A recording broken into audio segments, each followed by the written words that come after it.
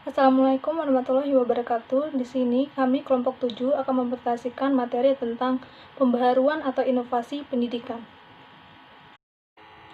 Di kelompok 7 ini kami terdiri dari 4 anggota kelompok, yaitu saya Angeli Gabriela Simatupang, 2 Muhammad Miko Muhaimin, 3 Rizka Latri, dan keempat Syera Tanzilia Azizir Trisnaningati.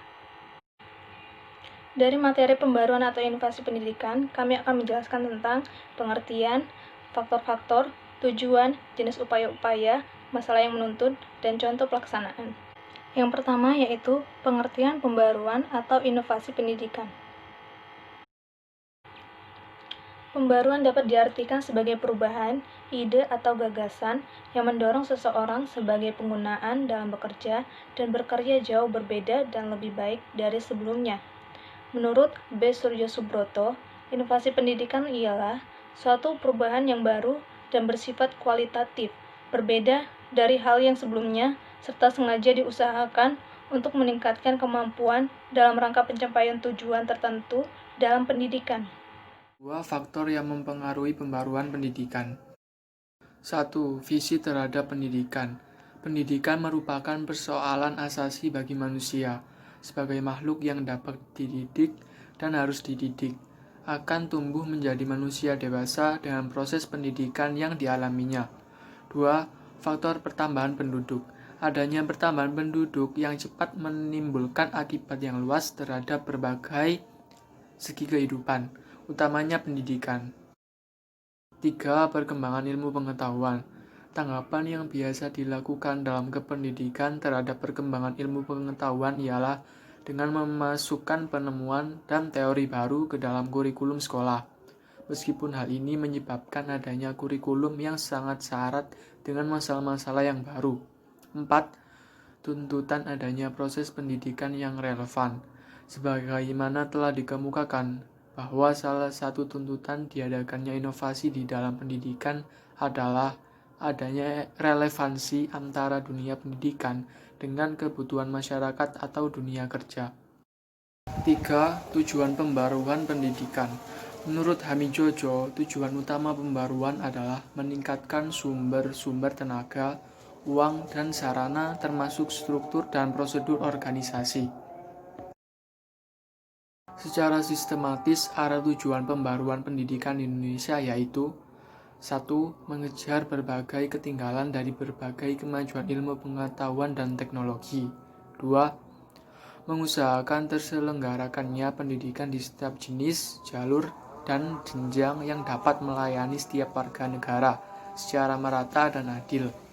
3. Mereformasi sistem pendidikan Indonesia yang lebih efisien dan efektif, menghargai kebudayaan nasional, lancar dan sempurnanya sistem informasi kebijakan. Saya Rizka Latri akan menjelaskan materi keempat, yaitu jenis upaya pembaharuan atau inovasi pendidikan di Indonesia. Yang pertama ada pembaruan landasan yuridis. Pembaruan landasan yuridis berhubungan dengan hal-hal yang bersifat mendasar atau fundamental dan yang bersifat prinsipal. Yang kedua, ada pembaruan kurikulum. Ada dua faktor pengendali yang menentukan arah pembaruan kurikulum, yaitu yang sifatnya mempertahankan dan mengubah. Yang ketiga, ada pembaruan struktur pendidikan atau pola masa studi. Pembaruan pola masa studi termasuk pendidikan yang meliputi pembaruan jenjang dan jenis pendidikan serta lama waktu belajar pada suatu pendidikan. Yang keempat, pembaruan tenaga pendidikan.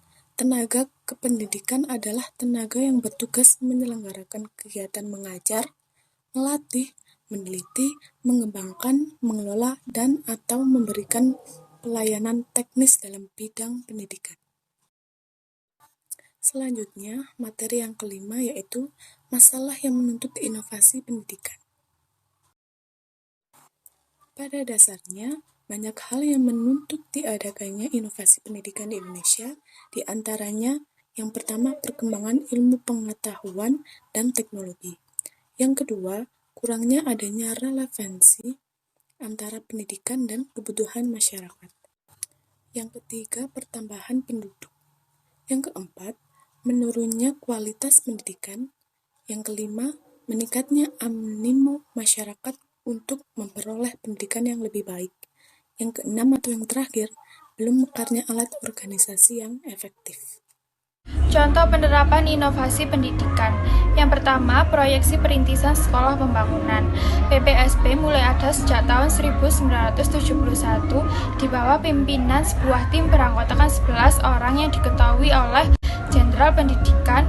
Sebagai landasan bertolak saat itu adalah Basic Memorandum Menteri Pendidikan dan Kebudayaan yang berikan gagasan-gagasan baru tentang struktur dan metodologi pendidikan.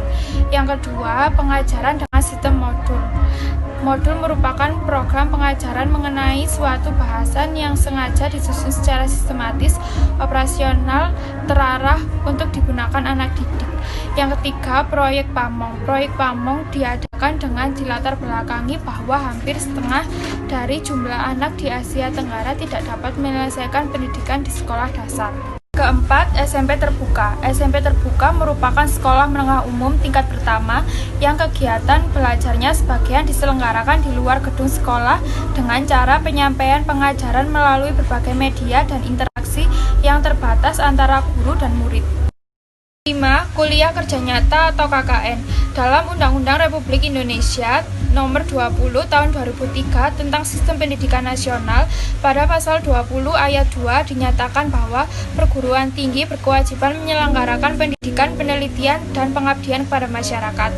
6. Radio Pendidikan.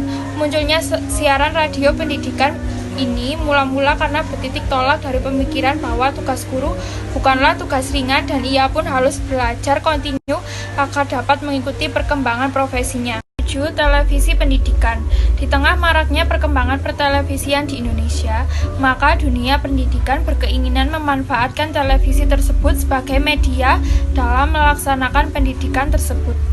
Kedelapan, sekolah unggulan. Sekolah sebagai lembaga pendidikan memiliki tugas menyampaikan dan mengembangkan sumber daya manusia berkualitas di bidang IMTAK dan IPTEK yang perlu dibarengi dengan terobosan dan inovasi yang up-to-date guna memfasilitasi lahirnya output yang unggul. Sekian presentasi dari kelompok kami, semoga materinya bermanfaat dan apabila ada kesalahan kami dari kelompok 7 mohon maaf. Wassalamualaikum warahmatullahi wabarakatuh.